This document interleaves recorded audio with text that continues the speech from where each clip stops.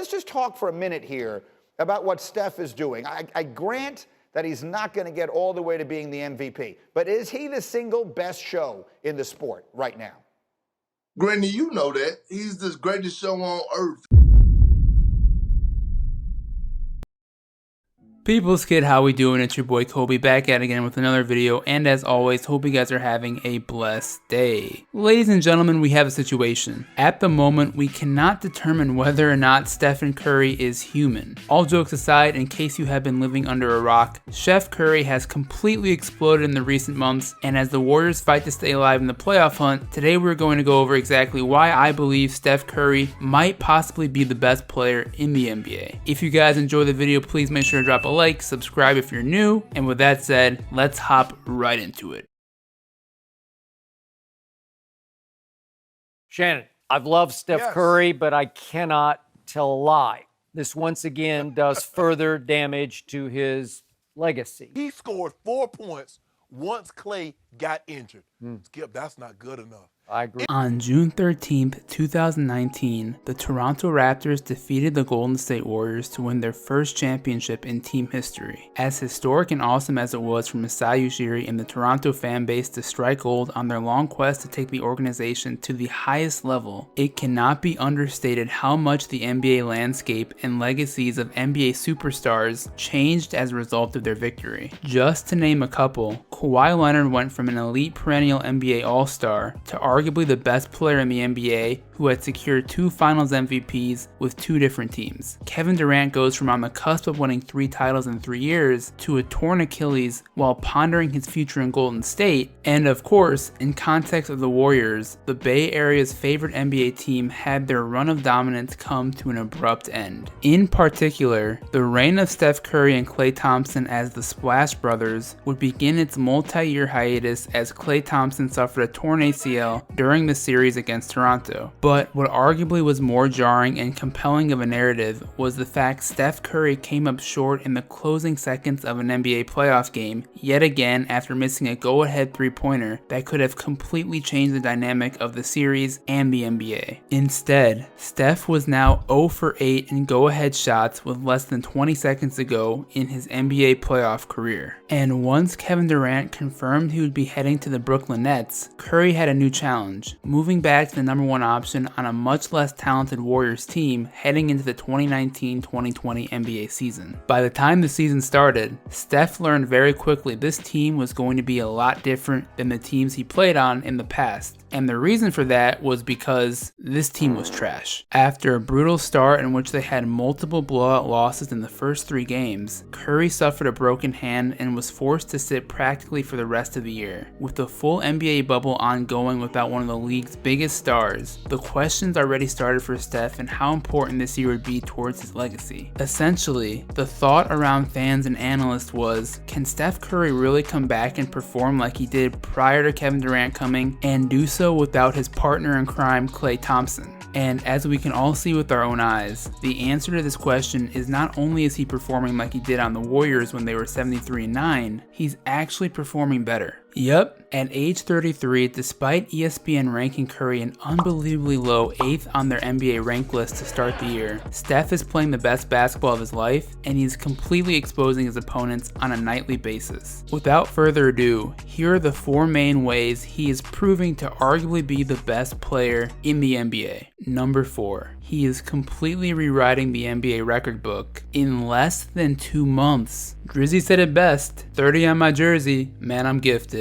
Apart from the show Curry is putting on to NBA fans via the eye test, he has also pretty much taken a lap in the NBA record pool in the last 60 days, averaging a ridiculous 31.9 points, 5.5 rebounds, and 5.7 assists per game on video game shooting splits of 49, 43, 92. The scary truth is these numbers actually shortchange what he has really been doing since the start of April. Because guys, here's just a brief list of records he secured after being named the Western Conference Player of the Month. First, he casually smashed the NBA record for most threes in a month with 96. Sorry, Arden. The fastest player to reach 300 3-pointers in a season, the first player since Kobe Bean Bryant to drop at least 30 points in 10 consecutive games, and the oldest player in league history to accomplish a consecutive 11-game 30-point streak. In comparison to his jaw-dropping MVP season 5 years ago, the Steph Curry of today is actually the better player in a lot of ways. He's not shooting with quite the same level of efficiency, and the team is nowhere near as good as the 73-win Warrior team, but the difference here is the level in which Steph is able to execute while being surrounded by less than optimal talent. It's not like teams are playing around when defending him. Look at the Jazz the other night double teaming him from all angles, yet Curry has reached his apex in terms of decision making. That's why I literally say he's performing like a robot. If there's an aggressive show by the big man on the pick and roll, Steph is turning the corner and finishing at the rim. If there's complete neglect of the roll man, Curry is going to make the right read and get Draymond the ball. And if the defense fails to close the gap, he's lighting you up from distance. So he's not missing any reads whatsoever. And for opposing teams that might have to face him in the playoffs, LeBron and the Lakers, it could mean for a very difficult situation. Number 3, the Warriors are literally only competitive when he plays. If I had to compare Curry to other players in NBA history as to what he's doing right now on the court, I think there's really only a few names to look at. Perhaps Allen Iverson with the 2001 Sixers, then maybe we have Kobe Bryant in the 05-06 season in which he averaged 35 points a game and led guys like Smush Parker and Luke Walton to a 3-1 first-round playoff series lead against the Phoenix Suns. And then if we really want to take it back, there's a guy by the name of Michael Jeffrey Jordan in the late 80s who similarly wowed spectators night in, night out, despite playing for a team that was far from championship contention. However, in light of Curry raising the bar for Golden State present day, I believe this is a factor that is simply not being talked about enough when discussing the value of Steph and his MVP level play in the second half of the season. Don't get me wrong, what Nikola Jokic is doing in Denver is unbelievably impressive, and I believe he should be the runaway winner for the league's most valuable player, but if Curry wasn't playing at this ultimate level, the Warriors are probably the worst NBA team by a mile. In the 8 games Steph has not played in this year, Golden State has a disastrous record of 1 win and 7 losses, while in the games Curry has played, the Warriors are a formidable 35 wins and 25 losses. But that doesn't even tell the whole story of Steph's level up in recent weeks. Since April 6th, at the recording of this video, Golden State have won 14 of their last 19 games, with 9 of these games being massive double-digit wins that remind you of the Warrior blowouts from years past. As all NBA fans know, when Curry finds the right chemistry with his teammates, his presence simply on the court makes everyone better basketball players. Draymond Green, a player I've been critical before on this channel in years past, deserves a ton of credit for meshing so well with Steph's game, finding him routinely coming off screens and backdoor cuts. Since the All-Star break, Draymond has looked like the player of years past, averaging 8.1 points, 8.1 rebounds, and 9 assists on an impressive 49% shooting from the field. And although it is all but certain he will never reach the hype praised on him years ago, Andrew Wiggins has also been a consistent source of offense and defense for Golden State. Like I said earlier, Jokic is the MVP, but if voters don't give Curry a clear second place finish, it will just continue the theme that the NBA media has no idea what they're talking about. Number 2,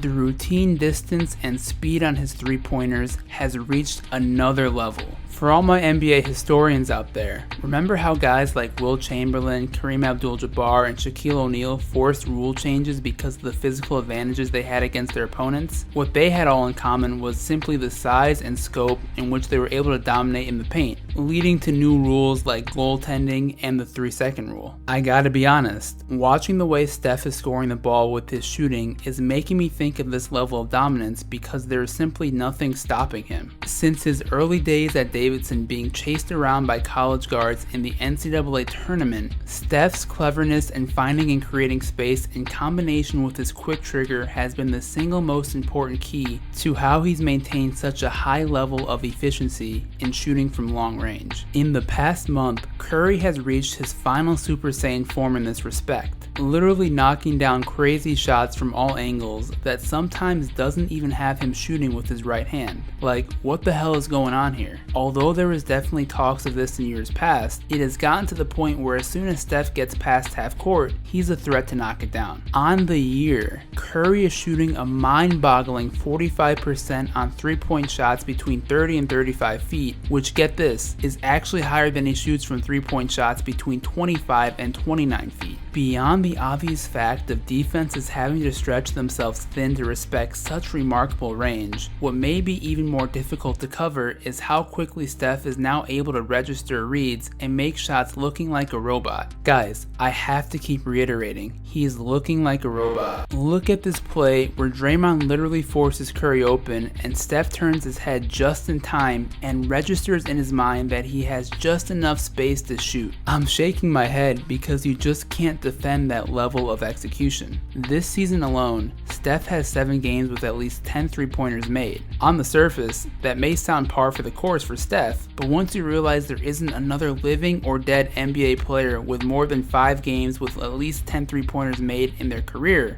you start to understand just how revolutionary Curry's runaway dominance in this category is impacting the way the game is being played. So while I doubt Adam Silver is going to change the NBA rules and move back the 3-point line because of Curry's dominance, I also can't completely rule out that possibility. Number 1, the most humble superstar in the NBA. Although there have been plenty of superstar professional athletes that were beloved by the public for their confidence and never wavering attitude, it's hard not to love a player who does extraordinary things but acts like he's just a normal guy like everyone else. In my years of watching sports, I've rarely seen a player like Steph Curry who is just so secure with who he is and has simply been himself since day one being in the spotlight. A lot of pro athletes know humility is the card people like to see, so they play the part, but there's no acting with Curry whatsoever, because in the midst of these constant record-breaking moments Steph has, he really just doesn't think of himself as anything crazy. Listen to what his wife Aisha has to say about it, talking to Ellen. Husband is doing, man, he is breaking records this season. He's in the running for MVP. He's doing so well. It is so insane, and he's one of the older guys out there now, believe it or not.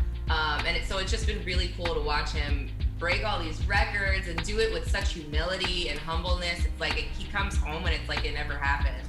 He just wants some popcorn and some candy. Honestly, this is so cool to hear, and personally I think is a reason for his continued excellence and success. He doesn't buy into the hype, he doesn't buy into all the noise, and he remains grounded and just tries to be the best version of himself every single game. It may sound a little cliche, even a bit cheesy, but not getting caught up in the highs and lows is the secret to exponential growth in any area. While there are a ton of guys in the NBA who prove to carry this trait as well, Steph's brilliance in relation to his humility continues to be one of the most noteworthy storylines from this latest current breakout. So considering this and all the things I've previously mentioned, this leaves little doubt in my mind that Wardell Stephen Curry is currently one of the 2 best players in the NBA and quite possibly number 1. Anyways guys, that's the video. Hope you enjoyed. Just had to make a video on Steph before the NBA season ended because he has become the can't miss, must watch TV player in the league. What do you guys think about Curry's explosion? Do you think he's the best player in the league? How far do you think the Warriors can go in the playoffs? Comment your thoughts below.